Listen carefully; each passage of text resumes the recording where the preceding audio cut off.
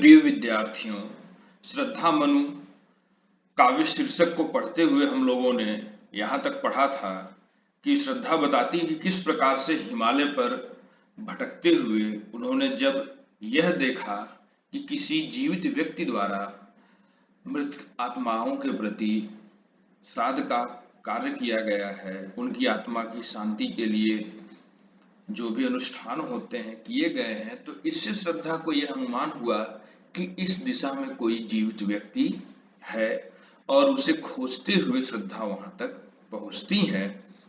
आगे बेटा मनु की निराशा को देख करके श्रद्धा कहती है, तपस्वी क्यों इतने हो क्लांत। बेटा क्लांत थके हुए, वेदना का यह कैसा वेग, यह तुम्हारे अंदर वेदना का, पीड़ा का कैसा वेग है, ये तीव्रता है, इतनी तेज पीड़ा तुम्हारे अंदर क्यों है। आह तुम कितने अधिक हताश, तुम कितने अधिक हताश हो गए हो, तुम कितने निराश जान पड़ रहे हो। बताओ वह यह कैसा उद्वेग, और यह बताओ कि यह कैसी चिंता है, इस चिंता को तुम त्यागो।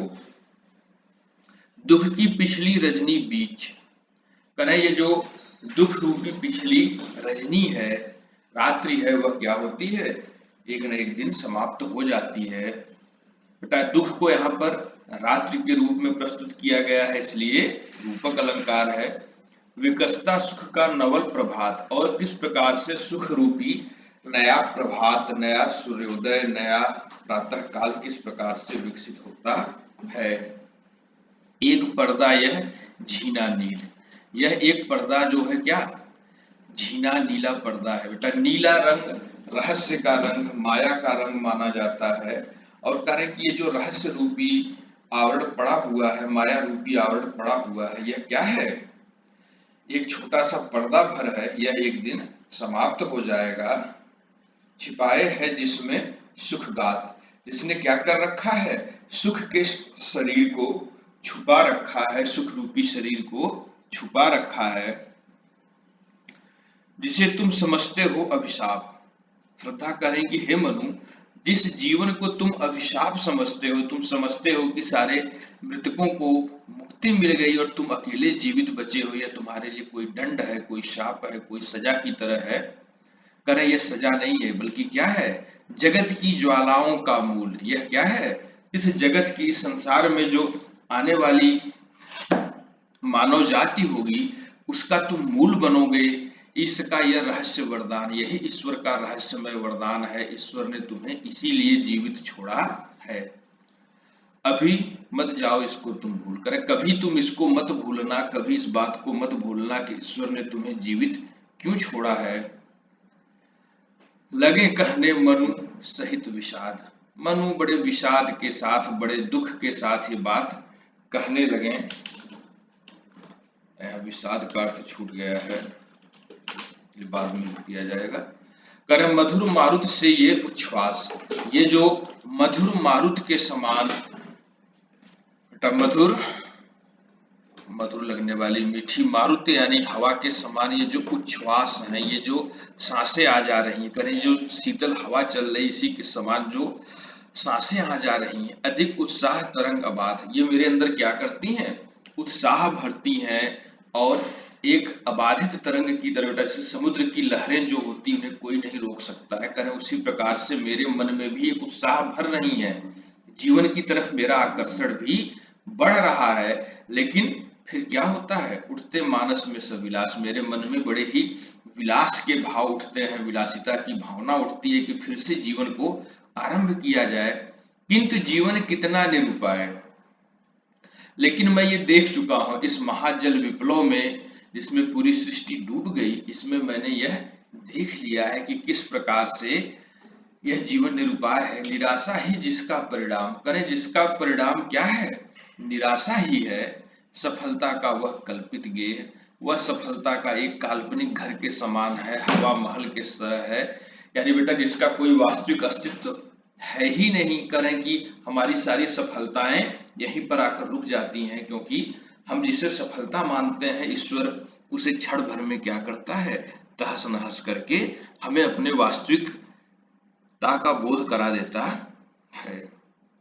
वस्तुतः बेटा इसमें समझने वाली बात है, कामायनी का जो मूल दर्शन है उसको काश्मीरी शैव दर्शन या आनंदवाद कहते हैं।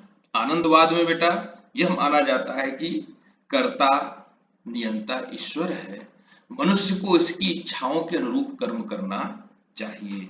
यही बात श्रद्धा भी मनु को कह रही है कि ईश्वर ने यदि आपको जीवित छोड़ा है तो सन्यासी बनने के लिए नहीं, या सन्यासी बनकर मृत्यु की प्रतीक्षा करने के लिए नहीं, बल्कि क्या, नए जीवन को रचने के लिए बनाया है। लेकिन मनु के विचार किस तरफ है बेटा? पलायनवादी हैं, दुखवादी विचार हैं।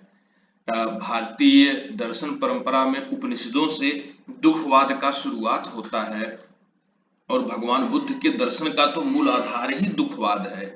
भगवान बुद्ध कहते हैं दुख है, दुख का कारण है, दुख का कारण है तृष्णा, और तृष्णा को दूर करके हम दुख को भी दूर कर सकते हैं।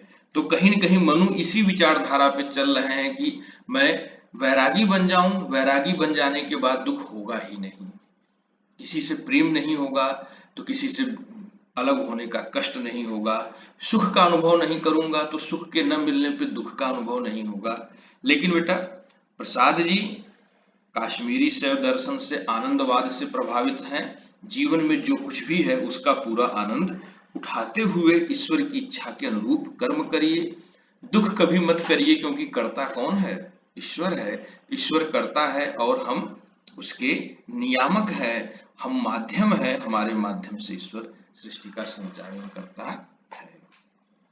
तब प्रसाद जी के आनंदवाद को उनकी एक कविता से समझ सकते हैं, जहां पर वो कहते हैं कि मुझे भुलावा देकर ले चल मेरे नाविक धीरे धीरे।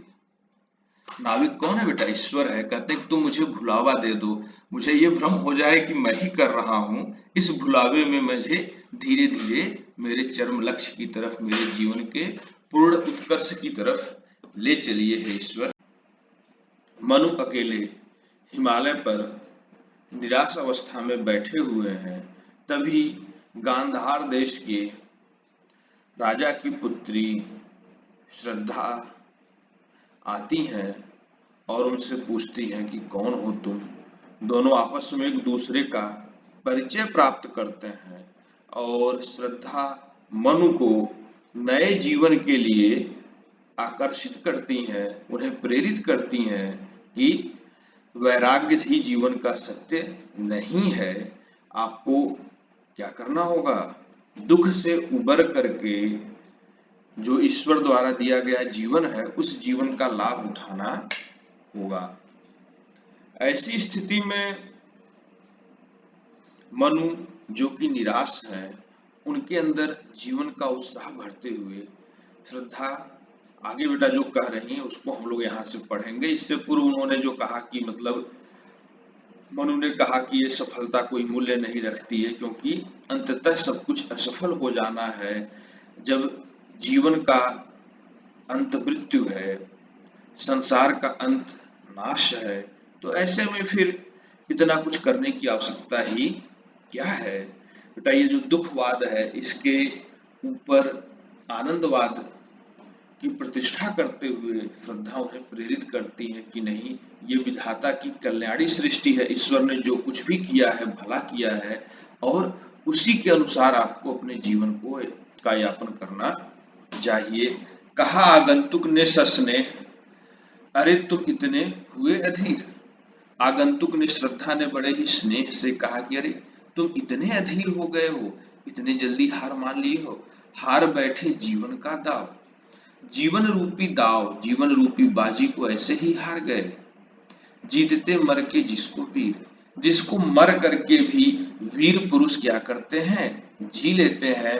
कहने का आशय यह है बेटा कि जो वीर पुरुष होते हैं वो रणभूमि में मरते हैं लेकिन अमर हो जाते हैं, और एक तुम हो कि तुम्हें जीवन मिला है, तुम मरे नहीं बल्कि तुम्हें जीवन मिला है, और तुम उस जीवन को लेकर के इतने हताश हो, निराश हो कि मैं क्यों जीवित हूं, मेरे सारे सगे संबंधी भाई बंधु इस महाजल विप्लव में डूबकर मर गए और मैं अकेले जीवित हूं, इस बात को तुम अभिशाप मान रहे हो।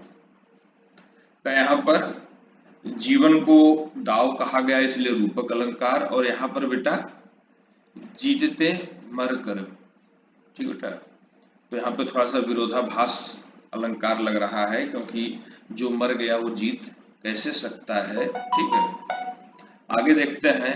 तप नहीं केवल जीवन का सत्य। कर आगे श्रद्धा कर रही है कि हे मनु, केवल तपस्या ही जीवन का सत्य नहीं है, बल्कि तपस्या क्या है? करुण यह क्षणिक दीन अवसाद। यह जो करुणा के कारण हमारे अंदर अवसाद उत्पन्न होता है, यह क्या है? क्षणिक है, क्षण भर का है। थोड़े समय बाद जैसे ही समय बीतेगा यह अवसाद अपने आप नष्ट हो जाएगा। यह दुख भरी स्मृतियां नष्ट होंगी और नए जीवन की प्रेरणा आपको मिलती रहेगी। तरल आकांक्षाओं से भरा। आकांक्षाएं बड़ी तरल होती हैं। तरल का मतलब समझते हैं? ठोस और तरल में अंतर यही है कि ठोस अपना आकार नहीं बदल सकता है, जबकि तरल वस्तु जैसे जल आदि ये क्या करती हैं? जिस बर्तन में रखिए उसका आकार ले लेती हैं। तो इसी प्रकार से करें कि मनुष्य की आकांक्षाएं भी क्या हैं? परिवर्तनशील हैं।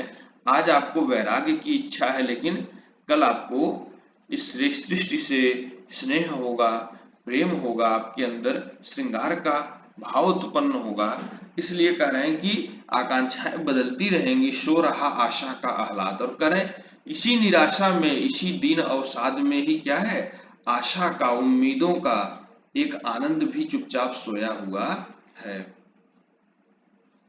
प्रकृति के यौवन का श्रृंगार। बेटा ये आगे की जो दो चार पंक्तियां हैं ये बड़ी इंपॉर्टेंट है, अक्सर परीक्षाओं में आती हैं। करें कि प्रकृति के यौवन का श्रृंगार, प्रकृति की युवा अवस्था का श्रृंगार करेंगे कभी न बासी फूल। कभी बासी फूल प्रकृति के यौवन का श्रृंगार नहीं करते हैं। तब वृक्ष क्या करता है? तब प्रकृति का नियम है कि वृक्ष उन फूलों को स्वतः गिरा देता है जो क्या हो जाते हैं? बासी हो जाते हैं, और उनके स्थान पर नए फूल आ जाते हैं। इसी प्रकार से जो पुरानी बातें हैं वह आगे आने वाले जीवन को नहीं चला सकती हैं। पुरानी घटनाओं के आधार पर प्राप्त निष्कर्ष आगे के जीवन को नहीं तय कर सकते हैं। मिलेंगे वे जाकर अतिशीघ्र। बेटा जो फूल जो बासी हो जाने पर स्वयं प्रकृति ने, स्वयं वृक्ष ने अपनी डालों से गिरा दिए जिन फूलों को, वे क्या होंगे? अतिशीघ्र मिल जाएंगे। आह उत्सुक है उनकी धूल। उनकी धूल लालायित है। उस वृक्ष के नीचे जो धूल है वह लालायित है। किस बात के लिए? कि ये फूल जैसे ही गिरेंगे उन्हें अपने साथ धूल बना देगी। यानी बेटा जो पुरानी बातें हैं वो मनुष्य भूल कर आगे बढ़ जाता है। तुम एक यह विस्तृत भूखंड। अब कह रहे हैं कि तुम एक हो, मनु आप एक है, और यह पूरी विस्तृत भूखंड है, ये पूरी पृथ्वी आपके सामने है। प्रकृति वैभव से भरा आनंद। और यह प्रकृति क्या है? अपनी वैभव से, अपनी समृद्धि से भरी हुई है और अमंद है, कहीं भी इसकी गति कम पड़ने वाली नहीं है। कर्म का भोग, भोग का कर्म। करेंगे बेटा हम जैसे कर्म करेंगे वैसे हमें फल मिलेंगे, और ये जो फल हमें मिलते हैं हमारे कर्म के अनुसार, वही क्या करते हैं? भोग का कर्म आगे हमारे कर्मों को निर्धारित करते हैं। उदाहरण के लिए एक व्यक्ति जो चोर है, बेटा अगर वह एक बार चोरी करेगा तो उसे फल के रूप में सजा मिली, और जब उसे एक बार सजा मिल गई तो आप उसे नगर का सिपाही या पहरेदार तो नहीं बनाएंगे। बेटा अगर आपके घर कोई व्यक्ति आए और बताए कि देखिए मुझे सजा मिल चुकी है, मैं चोरी कर चुका हूं, आप मुझे अपने यहाँ चौकीदार रख लीजिए, आप रखेंगे उसको? नहीं। उसके आगे के कर्म भी किस पर निर्भर करेंगे? उसके द्वारा प्राप्त किए गए फल पर निर्भर करेंगे। वह जो उसे सजा मिली है वह सजा क्या करेगी? उसे आगे के अच्छे कार्यों के लिए रोकेगी। इसलिए बेटा हमेशा कर्म और फल का संबंध आपस में एक दूसरे से जुड़ा हुआ है। करें यही जड़ का चेतन आनंद। यही इस जड़ का, बेटा जड़ यहाँ पर पृथ्वी को, संसार को कह रहे हैं कि यही इस संसार का क्या है? चेतन आनंद है। कि देखने में ये संसार तो जड़ लगता है, लेकिन इसके अंदर एक चेतना है। इस प्रकृति में एक चेतना है, वह आपको आपके कर्मों के अनुसार ही फल देती है। अकेले तुम कैसे असहाय यजन कर सकते? तुच्छ विचार। आगे कह रही है कि यदि यजन ही करना है, यदि वैराग्य ही ग्रहण करना है, तो वैराग्य भी अकेले ग्रहण नहीं किया जा सकता है, धर्म भी अकेले असंभव है। कह रहे हैं कि अकेले तुम असहाय हो, यज्ञ भी नहीं कर सकते बेटा, यज्ञ का भी विधान है कि पत्नी का होना आवश्यक है। इसलिए तुम्हारा जो अकेले जीवन जीने का विचार है वह क्या है, एक तुच्छ विचार है, इसे तुम त्याग दो। तपस्वी आकर्षण से हीन, हे तपस्वी क्या तुम आकर्षण से हीन हो गए हो? तुम्हारे सामने मैं खड़ी हूं और तुम मेरे विषय में नहीं सोच पा रहे हो, कर सके नहीं आत्मविस्तार, सिर्फ अपने विषय में सोच रहे हो, अपनी निराशा के विषय में सोच रहे हो, मेरे विषय में और मेरे जीवन के विषय में नहीं सोच रहे हो। बेटा आगे की जो पंक्तियां हैं इसे कहते हैं नारी जीवन का मैनिफेस्टो, यानी नारी जीवन का घोषणा पत्र। यहाँ पर नारी अपने जीवन को पुरुष के सम्मुख समर्पित कर रही है। बेटा यह सृष्टि में वास्तव में कब हुआ इसको निर्धारित करना थोड़ा कठिन है, लेकिन प्रसाद जी यहाँ पर बता रहे हैं कि सर्वप्रथम श्रद्धा मनु के सम्मुख यह कह रही हैं कि मैं स्त्री हूं और मैं अपने जीवन को तुम्हारे लिए समर्पित करती हूं। समर्पण लो सेवा का सार, तुम मेरा समर्पण लो, और समर्पण ही क्या है, सेवा की भावना का निचोड़ है, सार है। सजल संस्कृति का यह पतवार, और यह जो सजल संस्कृति है, ये जो पूरा संसार है जो जलमग्न है, या जो यह सागर रूपी संसार है, इसमें मैं तुम्हारे साथ कैसे रहूंगी, पतवार की तरह रहूंगी। जैसे बेटा पतवार की मदद से नाविक क्या करता है, समुद्र को पार कर जाता है, करें वैसे ही मैं सदैव तुम्हारे साथ रहूंगी, तुम्हें इस संकट से आगे ले चलूंगी। आगे देखते हैं बेटा, आज से जीवन उत्सर्ग, करें आज से यह मेरा जीवन क्या है, पूरी तरह से उत्सर्ग हो गया है। कहां पर, तो उत्सर्ग होना, समर्पित होना, इस पद तल में तुम्हारे इन पैरों में समर्पित हो गया है। विगत विकार, इसलिए जो पिछले दोष हैं उन्हें तुम क्या करो, भूल जाओ, पुरानी बातों को भूल जाओ, और मैं अपने जीवन को तुम्हारे सामने समर्पित करती हूं। बनो संस्कृत के मूल रहस्य, तुम इस संसार के मूल रहस्य बनो। मूल वास्तविक जड़ जिसे हम कहते हैं, यानी पूरा यह जो संसार है, ये पूरी आगे आने वाली जो मानव जाति है, उसके आदि पिता के रूप में, उसके पिता के रूप में तुम यहाँ पर बनो। तुम्ही से फैले वह बैल, और तुम्ही से क्या हो, यह लता फैले, यह जो विश्व रूपी लता है, संसार रूपी लता है, वह क्या हो, तुम्ही से फैले, विश्व भर जाए सौरभ,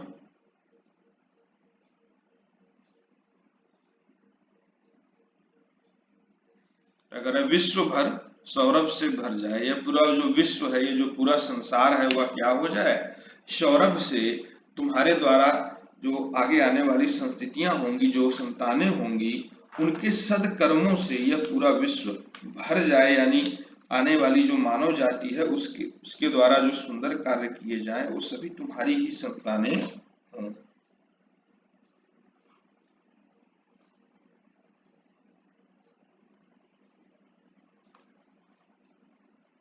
आगे बेटा देखते हैं, सुमन के खेलो सुंदर खेल, और इस प्रकार से तुम फूलों के सुंदर खेल को खेलो, यानी इस प्रकार की मानव जाति का निर्माण करो।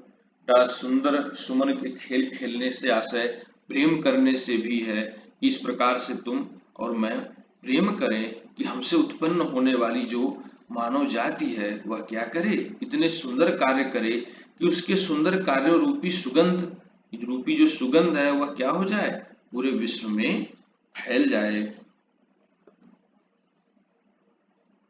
करें और क्या तुम सुनते नहीं, और क्या तुम सुन नहीं पा रहे हो, विधाता का मंगल वरदान, ईश्वर का, विधाता का यह जो मंगलमय वरदान है, क्या तुम इसे सुन नहीं पा रहे हो।